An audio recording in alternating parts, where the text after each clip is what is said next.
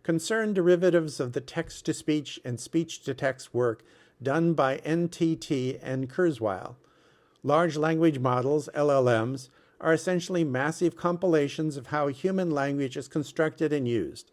The models are based on the texts of millions of books and countless billions of web pages sucked in and indexed over decades. Most of the LLMs are based on data compiled before 2020 and know little or nothing about the present. They also can't tell fact from fiction, and H.G. Wells' novel War of the Worlds is just as believable to an LLM as William Shire's The Rise and Fall of the Third Reich. Aside from not distinguishing between fact and fiction, LLMs also pose problems of privacy and security. When you send stuff to an online AI agent, that AI agent retains the information, which it then uses to answer other people's questions. You surrender privacy and security to the AI agent. AI agents are also promoted for their ability to replace people. While they can't think and problem solve independently, their facility with language threatens customer service jobs, receptionists, secretaries, computer programmers, and other white-collar jobs. They may not perform these functions well, but they don't need vacations or salaries or retirement. Don't tell an AI agent anything that is private. Don't mistake a chatbot as a human being. Be suspicious of online communications, which can include text messages, email, or web pages that solicit private or sensitive information or promote unlikely or irrational statements, situations, or forecasts. Any person you see face to face is usually more trustworthy and worthy of your trust than an artificial intelligence agent. The one item not produced in this video on a Mac or iPhone was the photo of a puffin using a typewriter with hundreds of keys. That photo was produced by Google Gemini. It was asked to produce a typewriter with thousands of keys, but stopped at hundreds.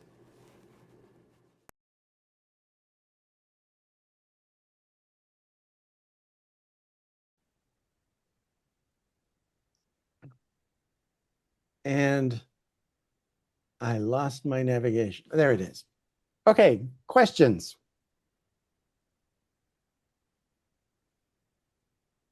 I have one. Yes. You mentioned that the AI bot cannot tell fact from fiction. If you were to ask it what the source of its information is, would it give it to you? That depends upon the AI bot. And having said that, you still can't necessarily trust it. As an example, a lawyer for the current administration submitted a brief to a court in which it cited a bunch of cases, all of which were made up. Oh, wow.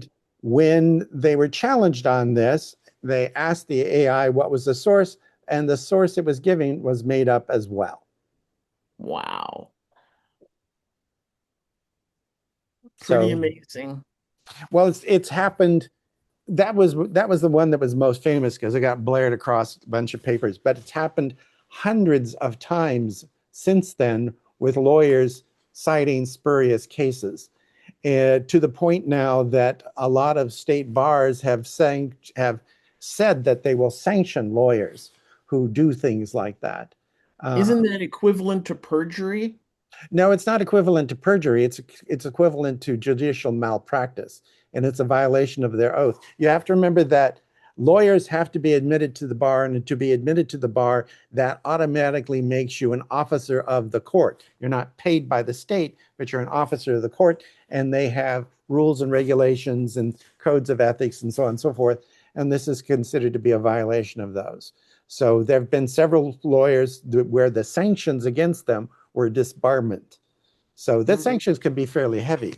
But I'm using that as an example because people think of courts of law as being fact-based. Somebody says something, you have to prove it, you have to give evidence. And if the evidence is made up, that's rather difficult to prove. It's easy to prove that it was made up, but it doesn't help your case at all. And as an example, the Secretary of Health and Human Services presented testimony to Congress with a whole bunch of citations for things that were backing up his point of view. Those were made up as well. They were completely fictitious. Now that, if it was at a hearing, would be perjury, right? It wasn't a hearing, but they didn't consider it perjury. They considered it to be, I don't remember what they said, but they didn't Lying. His defense apparently was he thought it was real. But again, I'm not trying to say that AI is evil or you can't trust it or things like that. I am trying to say that what we currently consider AI, for the most part, is not artificial intelligence. It's a tool that was created to manipulate language. So if you have a conversation with Siri, Siri was developed by Apple specifically to act as it says, an intelligent assistant. So if you want to know what time is it, you'll get an answer. If you want to know what day it is, believe it or not, that's one of the things I've asked in the morning. What day is it? Because I'm not working anymore, and one day looks a lot like the other day. So I'll ask it what day it is, and I get back an answer. That was designed by Apple for a very specific purpose. What people are trying to do with AI now, though, has gone way beyond that. For example, Amazon and several other companies have tried to incorporate AI into their customer service. So if you go onto the web and you say, I want to return something, the AI bot will ask you, well, why do you want to return it? Do you want a refund? Do you want an exchange? And so on and so forth. If you go on to Amazon's site, nowhere, if you search through all of their menus, nowhere does it say anything about refund. You can return things, but if you want a refund, that's not given. You have to actually go through this exchange with this bot in order to get a refund. And even then, it depends upon who sold it to you, because a lot of the things sold on Amazon aren't actually sold by Amazon. They're sold by a third party. Amazon acts as a marketplace. And they want to replace the people who used to handle these questions with AI and get rid of those people, because then they don't have to pay them anymore. But it's designed to be a tool, and what they want to put the tool, what use they want to make of the tool is the problem that a lot of people have. It's one of the problems that I have with it. I used it to make an illustration. I wanted that puffin with a typewriter with thousands of keys. I didn't get it. I only got hundreds, but still it was a good illustration of why the Japanese don't use Japanese typewriters, because it would be impossible. And I'm not an artist, so Google drew that for me. But it's not really artificial intelligence, and it's really not problem solving.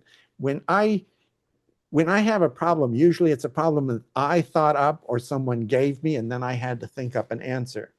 What AI, the current version of AI does, it goes out there and looks for previous answers to that question, and then it offers those, which is not really the kind of problem solving that I used to get paid to do. And in a lot of places, it doesn't work. If you have a leaky faucet, AI can't do anything about it. Gotcha. Thank you, Lawrence. There's good things about AI, like my son travels all over the world hiking and this and that, and he wanted to minimize his packing and all that, so it taught him how to do that. And then he works for Amazon, and he said he's made it through 4 layoffs, which is he sometimes wishes he could get laid off, because they get 6 months of severance pay plus their benefits for 6 months. And he's sick of working there. But he said AI is not going to, he said he predicts that in the next 4 years or 5 years, they'll be rehiring people because the bots just can't do what he does. So I have hope but I also am very suspicious about them. And I use AI for book club, reading books and doing a presentation, or I look to how do I fix this broken pipe in my house because I'm alone, and how do I fix it, sort of things. They're real good at that, but otherwise, that's it. Well, even then, I wouldn't say that AI is helping you fix things. I would actually use the web more for that.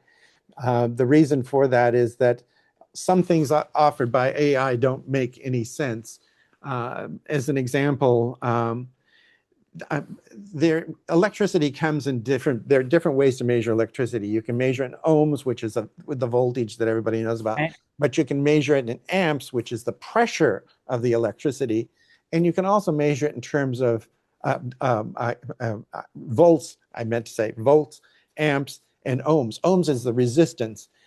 And I was looking at this one explanation of how to fix something, and it did not acknowledge the fact that there's such a thing as resistance, there's ohms.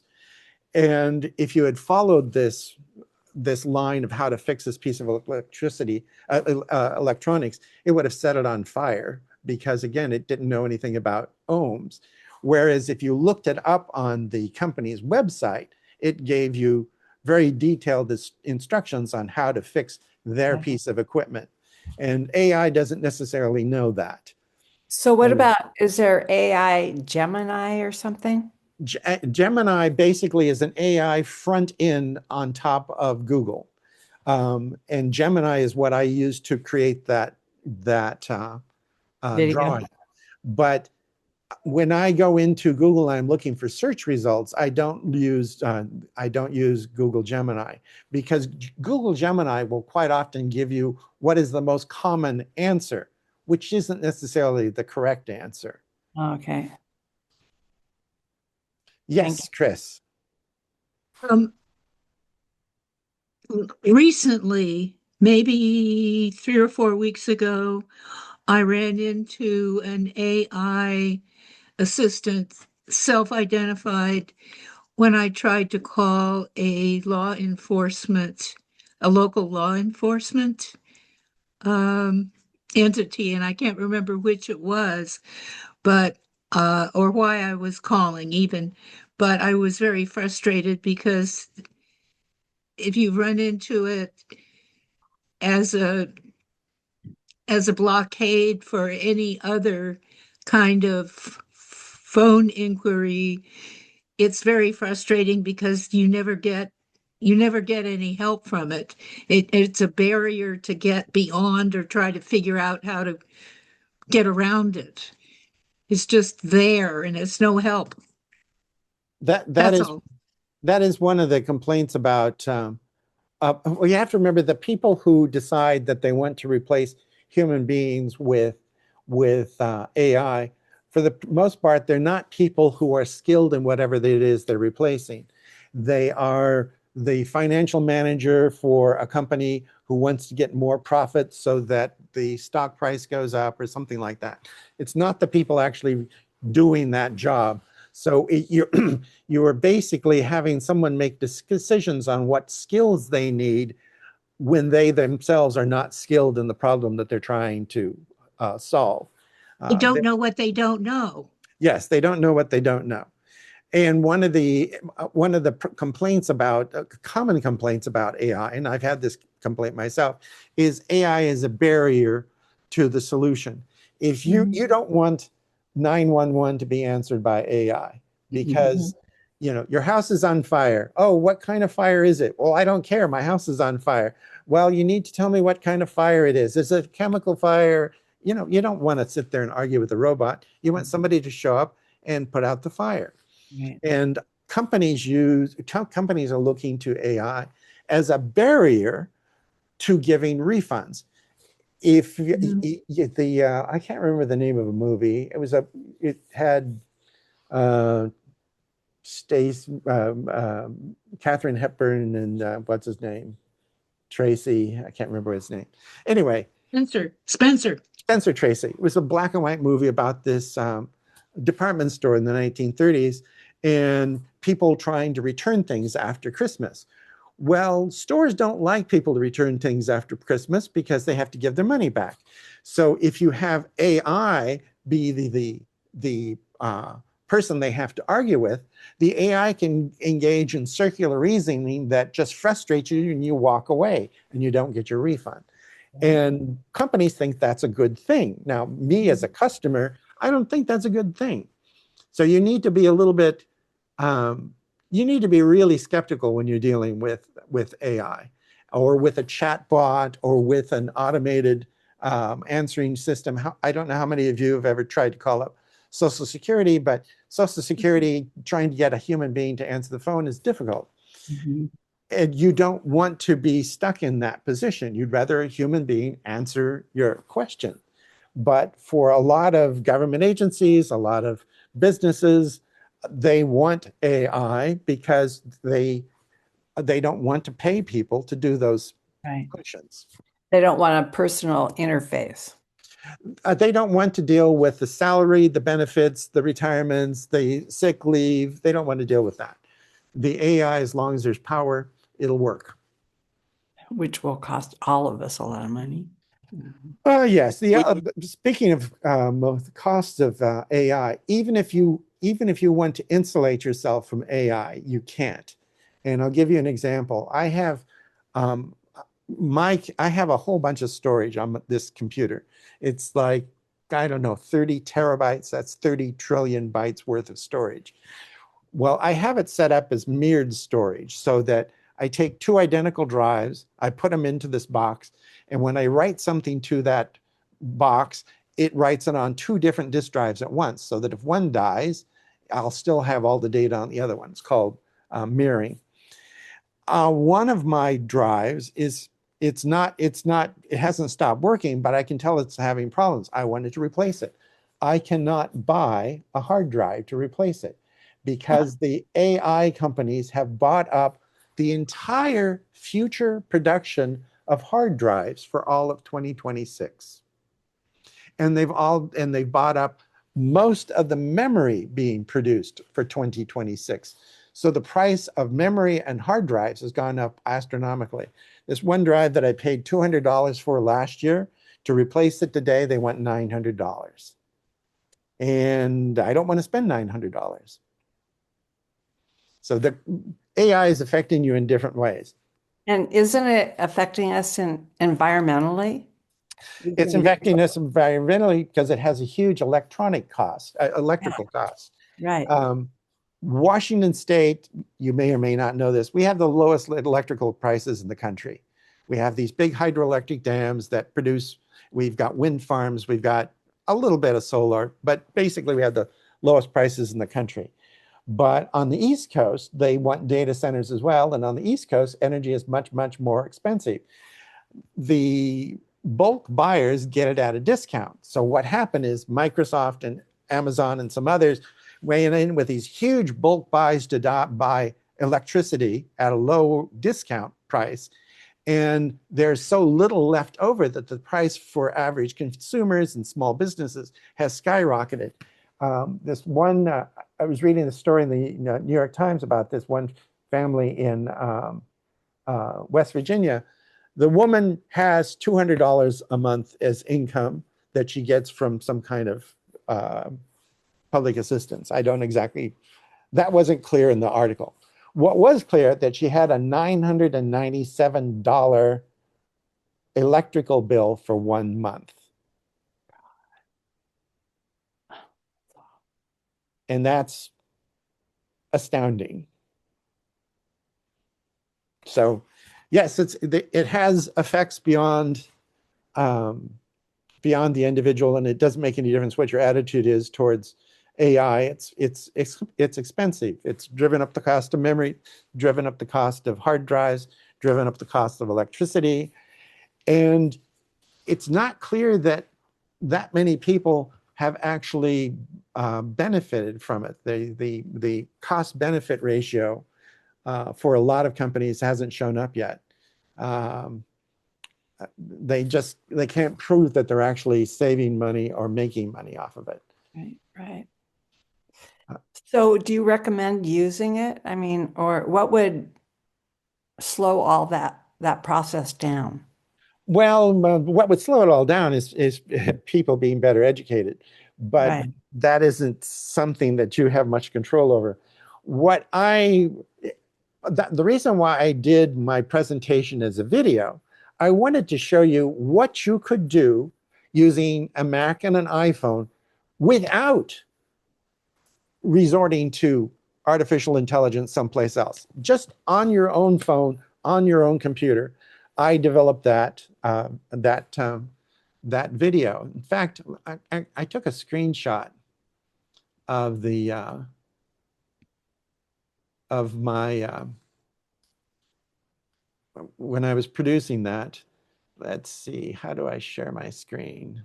Can you send that to us so we can look at it again? And Oh, I'm going to post the video, but I want to show you took a screenshot. This is my iMovie clip. And what I did is I took these little videos of texture map video, basically pointed my phone at my face. I talked to it, and as my lips moved, it made these little creatures move their lips. And I recorded it on my phone, and then I sent them to myself as a message. And the reason I have so many is that there's a limit as to how long one of these memoji can be. It's, I don't know, 15 seconds or something like that. So when I wrote up my script in advance, I spoke into my phone, I changed the emoji, and then using iMovie, which is on your iPad, it's on your iPhone, although you'd have to be real glutton for punishment to edit a movie on your phone. It's on your Mac, it's free. I use that to collect the sound clips, which I created on the Mac, and I used my phone to create the animated talking heads, and that's how I created the movie. So all this was done on my iPhone and my iPad, and the only part that wasn't was that photo of a puffin with that huge keyboard. That was done on Gemini, and that's simply because I'm a terrible artist. But this was all done on my Mac with the intelligence on the computer or on the phone. And that's why I did that video. I wanted to show you what you could do without using AI. And another thing to note is that when you use Siri, if Siri can answer your question without talking to the internet, it will. You can ask Siri what your name is. You can ask Siri what day it is. Siri knows all that stuff. It doesn't need any particular help. If you want to know what the weather is, Siri knows that as well. It doesn't need to ask the internet. Why? Because your Mac probably knows that. It can get that from your Mac or your phone. If you have the weather app running, it could figure that out without talking to Apple.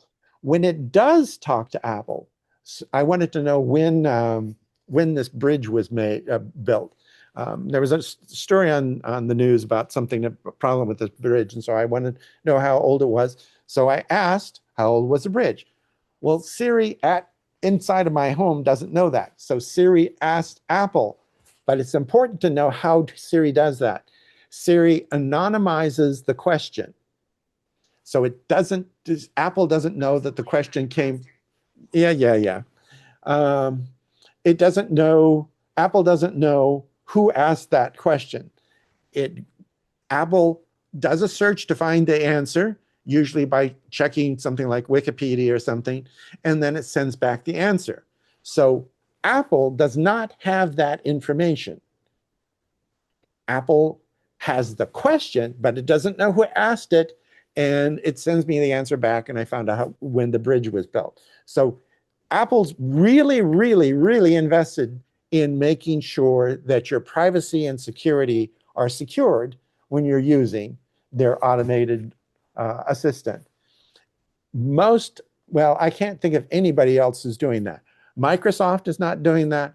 Amazon is not doing that. Google is not doing that. GPT is not doing that. They're not doing that because they want your answers. They use your questions to incorporate into their knowledge base, and then they feed that back out to other people. Wow. Which is why if you go into Siri on your Mac OS or on your phone or on your iPad, it's got a little checkbox that says, do you want to use ChatGTP? And it's turned off by default. You have to explicitly turn it on. And at that point, if you want to, then it'll use ChatGPT. But it's turned off by default because ChatGPT will not sign up with Apple's privacy agreement. There is a rumor, it's been rumored for some months, that Apple is going to partner with Google so that you will have access through Siri to Google Gemini. And then Google Gemini is like the rest of Google, it's driven by advertising. They say they anonymize their requests and so on and so forth, but the fact is, if you look at some page on your phone and then you're looking at a different page on a different subject on your computer, an ad will come up with whatever you were looking for on the phone because Google shares that stuff. I'll bet you the reason why that's taking so long is Apple wants to ensure that they anonymize requests made through Siri to Google Gemini. Why do they want to do that? Because Apple is invested in security and privacy. And they probably want to maintain that in any partnership. And Google probably doesn't like that too much. But on the other hand, Google wants access to the 2.5 billion users of Apple products. So they're negotiating from a position of strength here. But I'm sure that Google wants to see if they can finagle it. But if Apple sends them an anonymous request and Google agrees to it, then you'll have access to Gemini, but without violating your privacy. Having said that, there's still things you don't want to do. If you want to write a ransom note saying that you're holding the neighbor's German Shepherd hostage unless you get $200,000 or 27 Bitcoin or whatever, that's probably not a good idea to ask for an artificial intelligence editing for your ransom note. It's probably not a good idea. You don't want to let the AIs know that you're committing crimes. For one thing, once it leaves your home and it's out on the internet, it's really easy for somebody to get a search warrant and seize that as evidence. So you don't want to do that. If you're going to do a ransom note, do it the old-fashioned way. Find a newspaper someplace, cut out all the little letters, glue them, make sure your fingerprints are in the glue, and mail it off.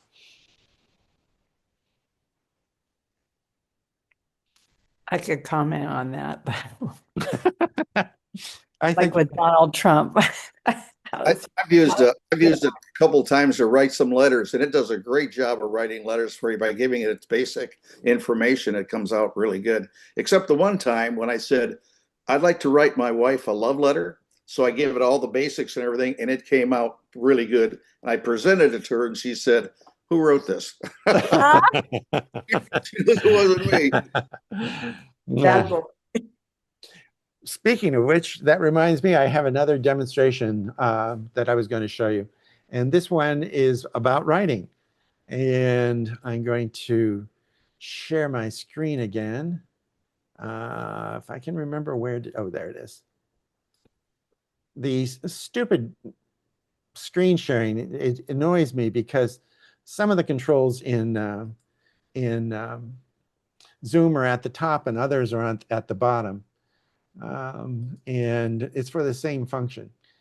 I'm going to bring up a really poorly written scientific paper. Can you see the poorly written scientific paper?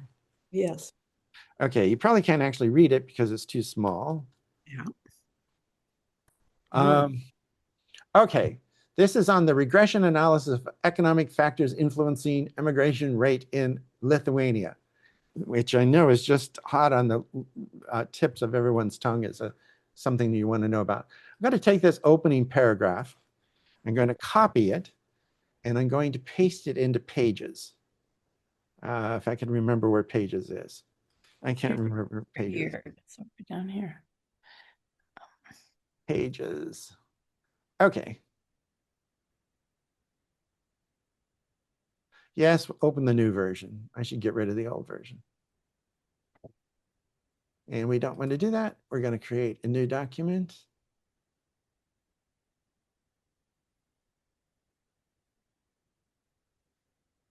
And we're going to paste in that text. And I know it's too small to read, so I'm going to blow it up. I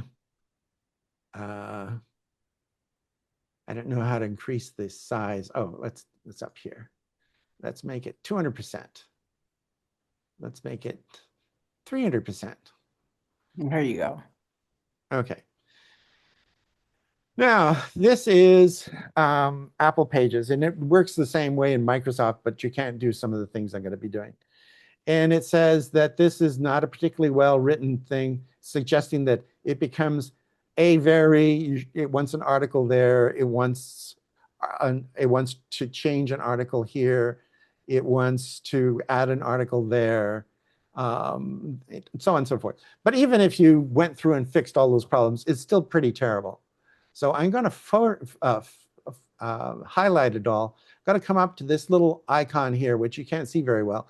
It's called Show Writing Tools panel. So I bring up Writing Tools, and I say, I want this to be concise. And I press this, and it thinks about it, and it rewrites it more concisely. You see it's shorter, but it also reads a little bit better. The paper presents the results. I still need to go through and do some things to emphasize the immigration rate, reduce the unemployment rate. There's still things here that I need to do. And the things that it needs to fix are done by, it highlights them by underlining them in red. And decrease the Gini coefficient, which Gini is a term of art in statistics. This is shorter and it's easier to read than the original. And this was done in Pages. The important thing to note is that it also took place entirely on the Mac. Is this artificial intelligence? Yes, no? I say yes. This is kind of a borderline. It's a little bit more artificial intelligence than those texture map on the phone. Speaking of which, I was talking about texture map. If I take out my phone, there's this little black bar at the top. That's got a whole bunch of LEDs that fire off and get the contours of my face. And then when I was talking with a tiger, it painted the tiger over the contours of my face. That's how I had the tiger talk using the phone. And if you have a phone that does facial recognition, iPhone that does facial recognition, you can do the same thing. They're called memoji. It's not a emoji, it's a memoji. This is a little bit closer to artificial intelligence, but it's still using the large language model tools that were developed basically way back in the day by NTT and by Kurzweil. It's taking what they know about language and they're saying, well, in English, this paper presents there really should be an article there. So it flagged that and said, you want to put an article there. And then it suggested put an article there. But when I told it to do it more concisely, that really is getting a little bit up there. It's something that an editor would do. Having said that, and having demonstrated, and knowing that this is still all on the Mac, is this artificial intelligence?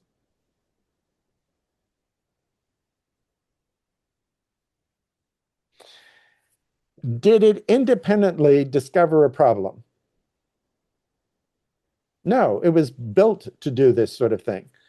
Did it independently solve the problem? No, it actually suggested things and I had to make the decision. So it's not an independent entity that's going to take over the world and launch nuclear missiles. We still don't have that. And I'm hoping we don't.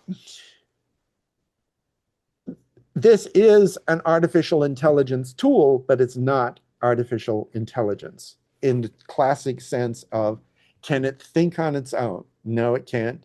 It's a tool. You still have to do the thinking. And when the gentleman was talking about the love letter to his spouse that his wife challenged and said, who wrote this? That is the important thing. When you're using tools like this, you, the individual, still have to make the decision. As an example, a different example,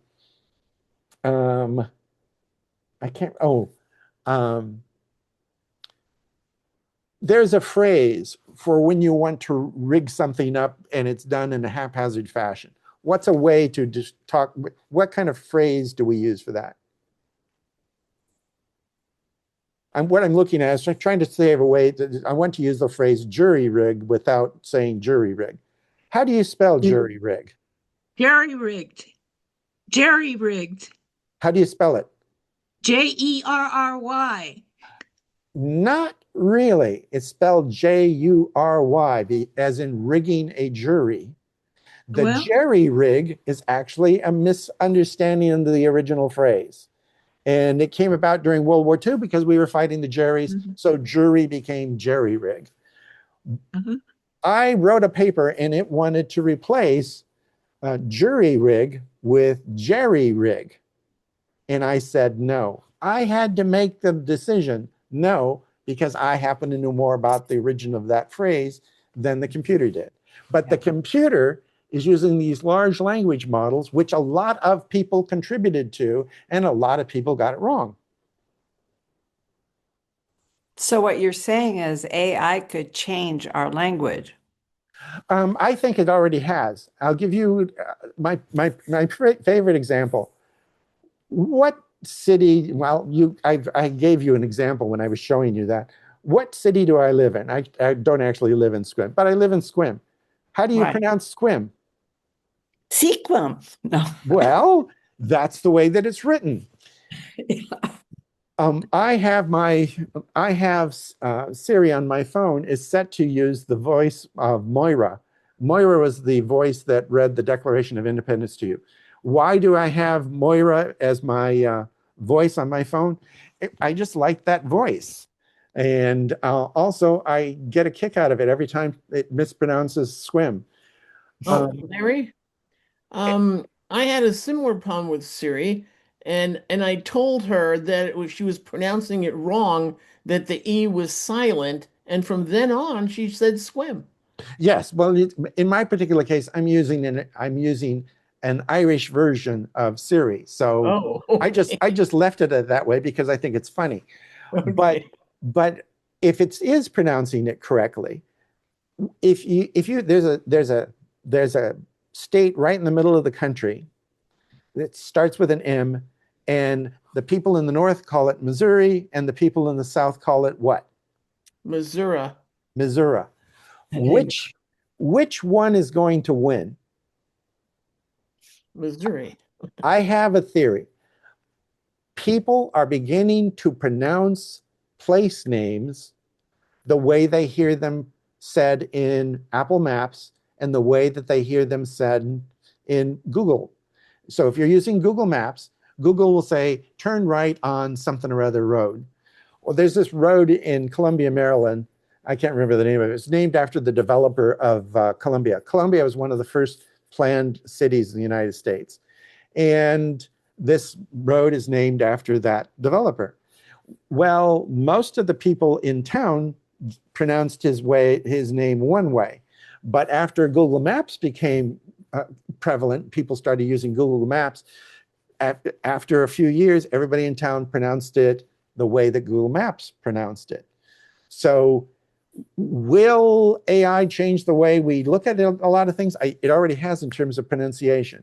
We tend to pronounce place names the way that Google Maps and Apple Maps pronounce them. We tend to pronounce a lot of other things the way that the national newscasters pronounce them. The national newscasters are deliberately chosen from the Midwest for the most part, which is not West, but it is kind of in the middle. Tom Brokaw was from Texas, but he's kind of the exception, and he even has a more of a Midwestern accent than a Texas accent. We are gradually changing our pronunciation of a lot of things based upon mass media. In the old days of radio, you heard radio, but you only heard radio for a couple hours a day, and then it was doing something else. With TV is much more prevalent, and with Siri and with Google Maps and Apple Maps, it's in your pocket. So it's changing the way. Yeah, I know. It's changing the way we pronounce place names.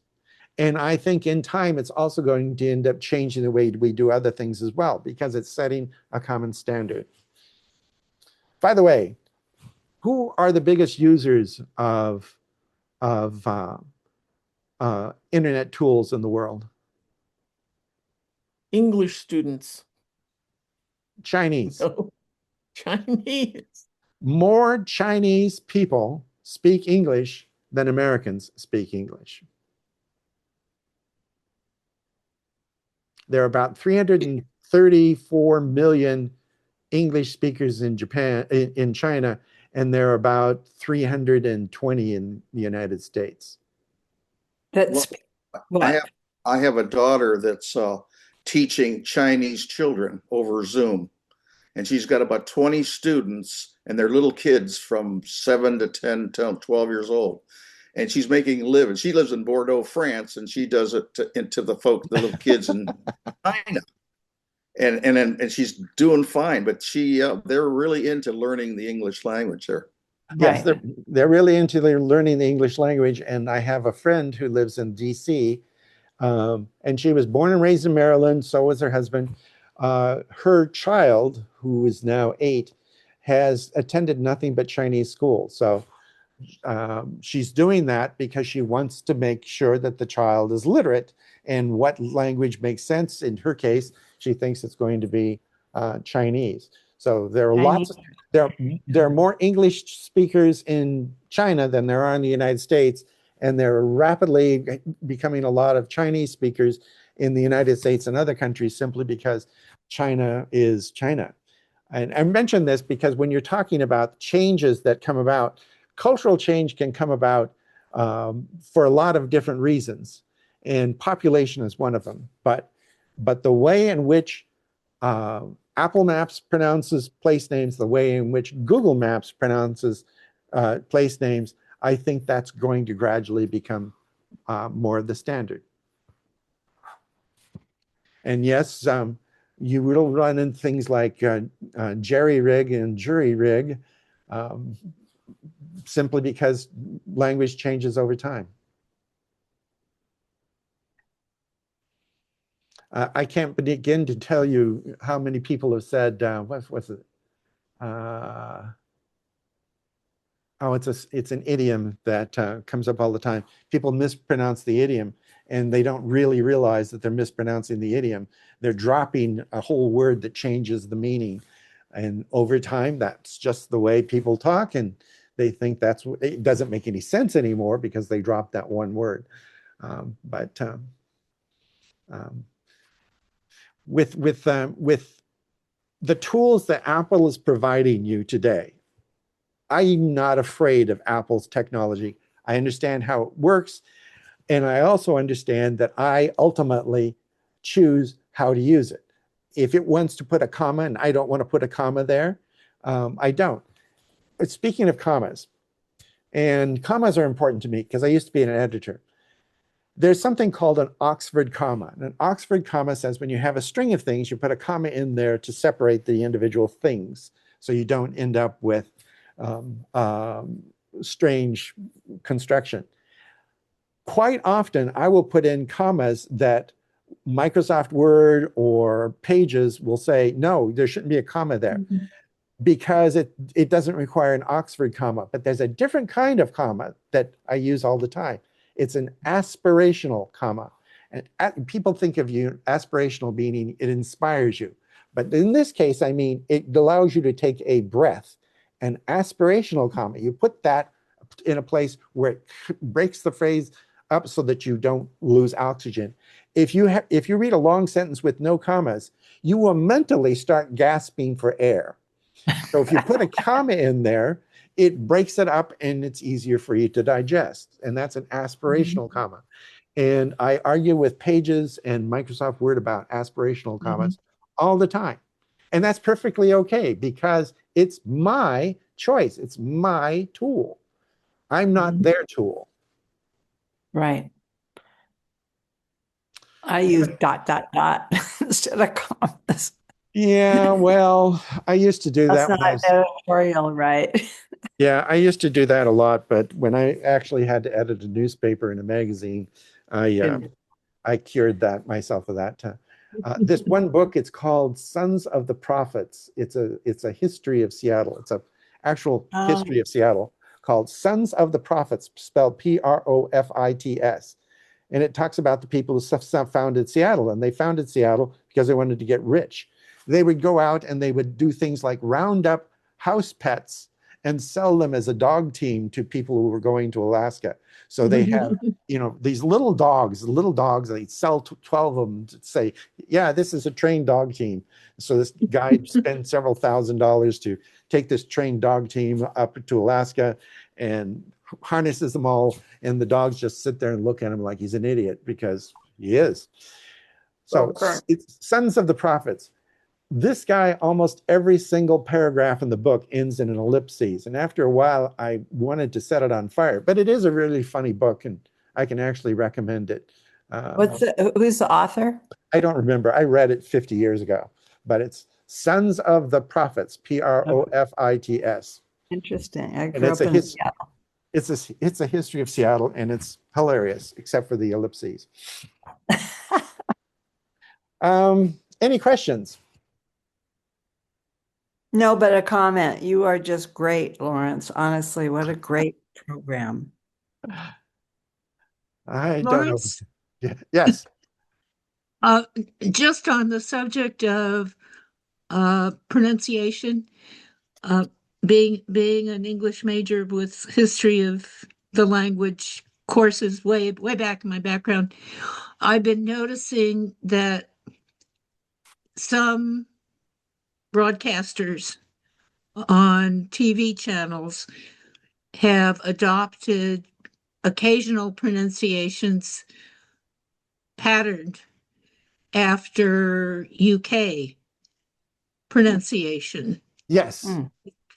Instead of Midwestern or God forbid any regional taint in the US, it's UK. And I've been checking.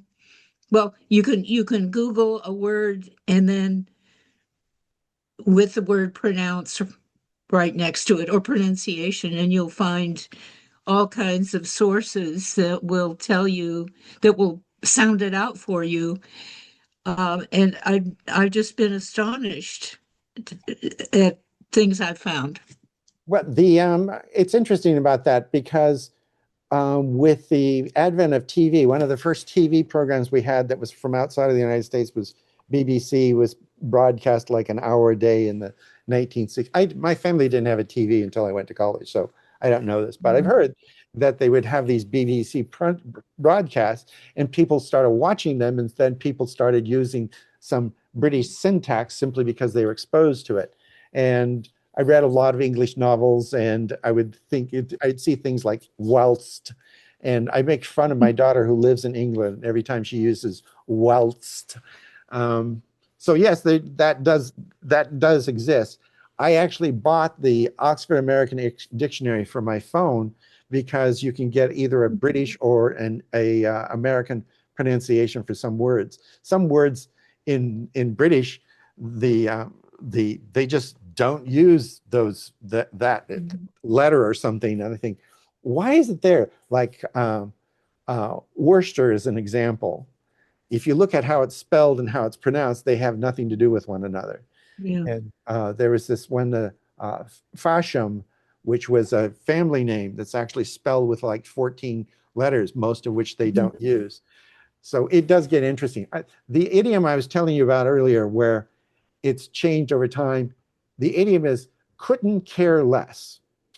That means that you could not care less, but you hear people say all the time now, could care less, which is not the same thing at all. But that's an example of language changing over time. Lawrence, on that note, You may want to watch David Mitchell's program about the Queen's English. It's a YouTube. He's got a channel on YouTube. He's a British comic. The Queen's English, David Mitchell, YouTube. Okay. That sounds worthwhile. If nothing else, it's something I can send to my daughter to torment her. He covers that very same thing, My that daughter, particular idiom.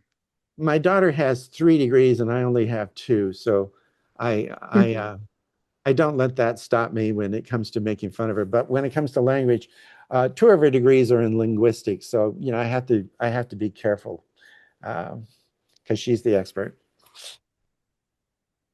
Any comments about what I've said? I'll give you a quick summation. 1, I'm not afraid of AI. 2, the AI that we're talking about today is not really AI. 3, be very, very, very skeptical when you use AI. Remember that you're in control, and if it's not the tool that you need for the problem at hand, give up on it. And that includes things like chatbots, when they say that they won't give you a refund. If you want a refund, find some way around it. And I'm not saying that sometimes it's not going to be difficult to do, but you should be in control, not this computer sitting under someone's desk in Ohio. Any questions?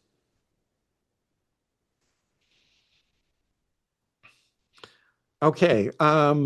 As you heard from our president when she stopped by briefly, she doesn't want to be president anymore. Do we have any volunteers to be president?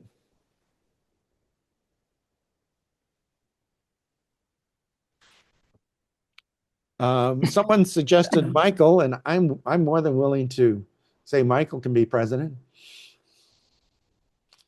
I think all of us should ask Michael to be president. Yes. Where's Michael? He might have dropped out because he was running away. Oh no, he's still on. He's just being silent. Yeah. How did I I get agree. volunteered? Michael should be president. What does the president do? Oh, this I is second the Michael. nomination. I second the nomination. I don't think we have a quorum. Oh, we have a quorum. There's more people in the smug group than this, right? As far as I'm concerned, we have a quorum. Come on, Michael, give back to the group. We all want you. What does the president do? I'd have to ask. The president You're gonna have to basically change hats, but other than that, yeah, that's about it. What? I'm doing. What? I didn't hear that. You might you're have gonna to have to change. change hats, but other than that, Oh, I could do that. all right. I think it's settled, Lawrence. Okay. What do we want to do next month? Can we send you suggestions? Yes, you can send me suggestions. I will point out that actually I should look at my calendar to be on a trip that's going By to. the way, I just read recently that the new library in Sequim is open. So is it possible that in the summer we might have a meeting or two in that library? Either in that library or at my church, which is another possibility. Let me go to May. 1, 2, 3. Okay. I'm going to be gone the start of the month, but I'm going to be back well in time for the meeting. I did go to the new library on their opening day because I wanted my late spouse and I have our names on a plaque near the front door because we donated to the building. So I do feel that we should utilize the building, but I haven't talked to him about that yet. If you haven't been to it, it's well worth a visit. It's just a pretty building. And it's got spaces for children, and it's got a little courtyard outside where you can sit around and read in the sun if you want to. And it's just really nicely done. But the day that I was there, it was also full of people because it was the first day it was open. So I need to go back.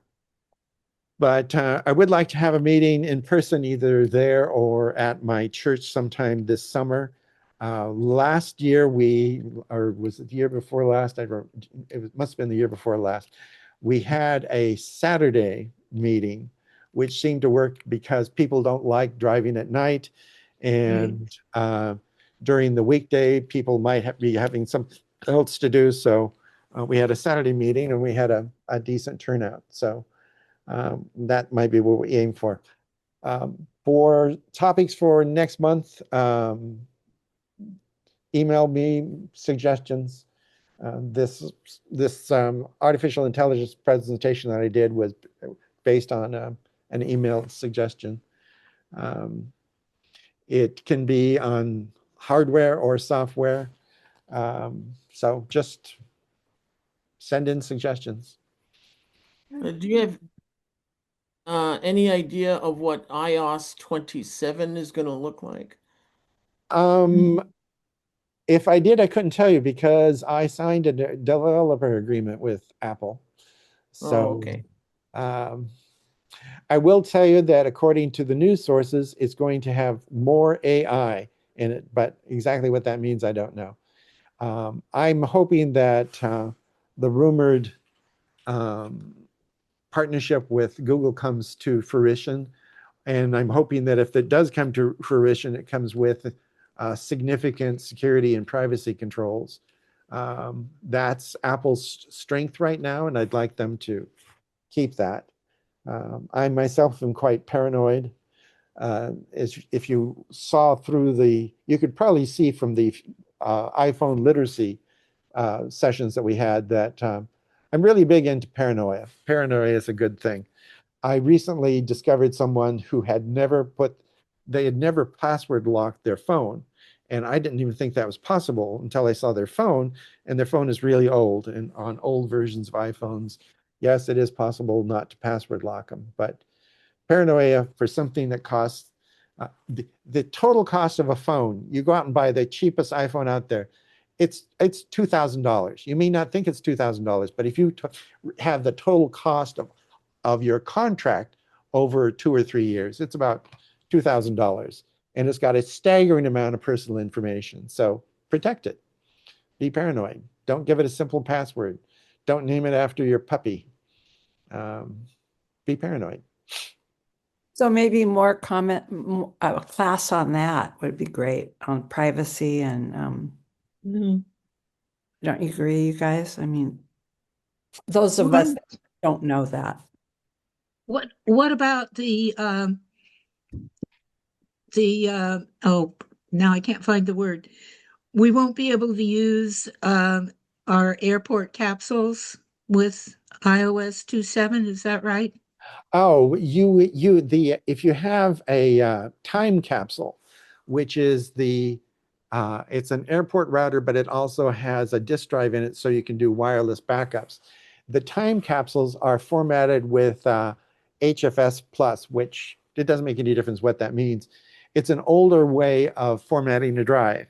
And starting with iOS 7 and with macOS iOS 27 and macOS 27, you'll not be able to back up to an HFS drive anymore. HFS is quite old, and it's very slow, and it's got lots of problems. And Apple's just basically discontinuing it. You can still read things from it, but you can't wirelessly back up, which is a problem for me because that's how I have my laptop backed up. I don't plug it in. It just automatically backs itself up wirelessly, and I'm going to have to come up with another solution to that. It's not a big problem, but yes, that is something that is coming down the pike. And that might be something that Apple talks about in their keynote in June. Related question. Other legacy equipment, I tripped across something that a neighbor thought they were helping me by giving to me, which is an Airport Extreme. Yes. And it's just been sitting in a paper bag for, I don't know, 5 years or something. What should I do with that? The Airport Extreme probably will still work as an airport, as a Wi-Fi station. The Airport Extreme, unlike most Wi-Fi routers, actually has a firewall built in. The downside is that if it's really called an airport extreme, it's using an older version of Wi-Fi that is quite slow compared to the current ones, and the firewall that's in it hasn't been updated in 5 years or more, and that's also a problem. When it comes to something I should mention when I'm talking about Wi-Fi speed, you can get Wi-Fi now that will run faster than a megabyte a second. And it'll run faster than 100 megabytes a second, which is quite fast. That won't make your internet any faster.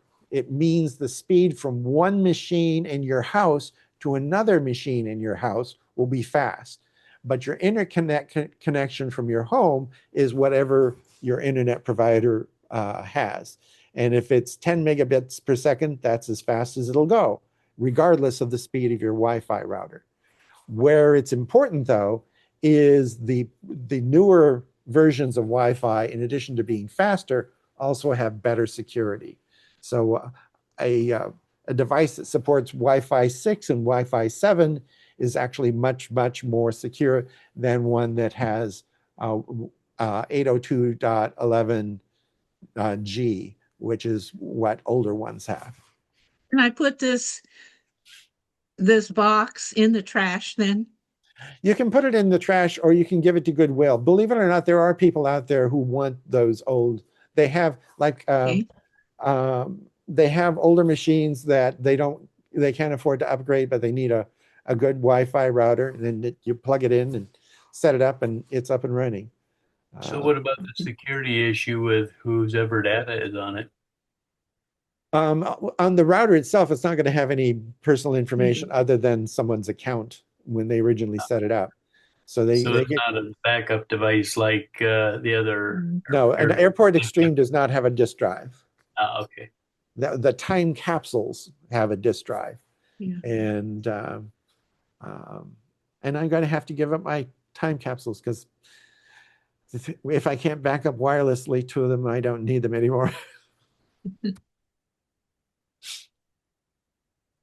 It was interesting when I got the time capsule. Kathleen had just gotten a MacBook, which is why I got the time capsule, and she wanted to know how she was going to back it up. And I said, "Turn it on." She turns on her Mac, and I pointed at the time capsule, and it starts backing up. It was that simple. And without the time capsule, it's going to be a little bit more complicated to back up a laptop. Other questions? I have one specifically, probably other people won't be interested in it, but Find My app stopped working on my iPad. I cannot get the thing to work again. I Googled it, said it's a common problem with iOS 26. But if I put in 26.2, they've found a solution for it. It's working fine on my phone, and I did put in the latest update, which is 26.4, and it still has that problem. I don't have an answer because I haven't run into that. I've heard of people having that problem. What is the device specific model? It's an iPad iPad Air 5, I think. Sounds old. It's not. Okay. It's a couple of years. I'd say less than a year old, I'd say. Okay. Have you shut the machine down entirely? Yes. And that didn't do anything? Nope. I don't have an idea. Before you log off, if you haven't signed in, please sign into the sign-in form. How do you do that? I went to that and I couldn't see. I went to chat. If you go to the chat, just click on the link there that says forms.gle, and then it's got an address. Click on that and it'll open up your browser window, and there'll be a form that you fill out with your name and phone and email address.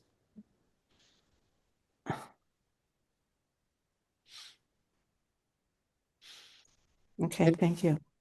Any other questions? Can he delete the Find My and reinstall? No, it's built into the operating system. It's considered It's not part of the operating system, but the operating system doesn't want you to kill it. So another thing that was suggested when I Googled it was to reinstall the operating system, and I don't like the sounds of that. Yeah, on an iPad, that's kind of a problem because the way to reinstall it is to basically reset it Said it, yeah, as if you were going to sell it. yes, and that's kind of extreme unless you've got it all backed up. On Well, the it is backed up on the, on the shoot. in iCloud, Yeah, yeah, yeah, yeah. But it'll take a little while to put everything back, but it's still kind of extreme. You can reinstall the operating system on your Mac at almost any time because on the modern Macs, one of the like OS 27, the operating system is held in a different part of the hard drive from all of your data. So if you say reinstall the operating system, it just writes it to that part. But in iOS, it's not segregated. It's segregated that way, but it's not. You don't. user accessible. No, the tools don't exist for you to just write to that part. It wants to redo everything. Sorry about that. No, I appreciate the thoughts anyway. I'll give it some. If send me an email, I'll look into because not having Find My turned on is not a good thing. So It's turned on and I can find it from my phone, but I can't find my phone on it or anything else. yeah, that's not good. So send me an email and I'll see if I can come up with a thought or two. Okay, thank you. And if there's nothing else, then I want to say good night to everybody. I have a question. Thank you, Lawrence. It's got to do with the connection here. I can see everybody and I can hear everybody, and I think you can hear me, but I can't see my photo on here anyway, my picture. It should be in the list. It's on the list. It says my name and then me, and I can see talking, but I can't see it on the display of the gallery or anything. It's a nice palm tree you got going there. Can you see that? Yes. Yes. I can't even see that. I didn't even know what I had back there. So there's a bunch of different, at least on mine, there's a bunch of different icons, not icons, but pictures across the top of people. And then there's an arrow at the end of it that you can click on, and that shifts a whole bunch of new people in. So it's because you can only display 5 at a time on mine anyway, with my old system. Well, I see a lot of people's names on the bottom with no pictures, just names. And I see about 5 of us now. Several people have left, but I've never did see my face, and I'm not that I'm egotistical, but I just never saw it. But I could hear you, and you could see me, I guess. Yep. Yeah, I don't have an explanation of that, but Zoom is weird too. Yeah, I could see you, Joey, on the bottom of the 5. You're the last one. Show palm trees in the background. I think that's what. Yeah, palm trees in the background. Palm tree, beach. I used to have snowstorms back there, but I couldn't change it. Springtime. Okay, I was just wondering because I enjoyed the session very much, and I could see everybody talking, but and I know you heard me, but I couldn't see myself. Yeah, before you completely log out, you might want to go and check to see that you have the current version of Zoom, which is 7.0.0. 7.0.0. Okay. I thought I did that before I signed on, but okay, check for updates. Anyway, I thank everyone and have a pleasant evening. Yeah, you too. Yeah, Next thank time. you, Lawrence. Yeah, thanks, Lauren, guys. You're Bye. just the best. Thank you. Good night.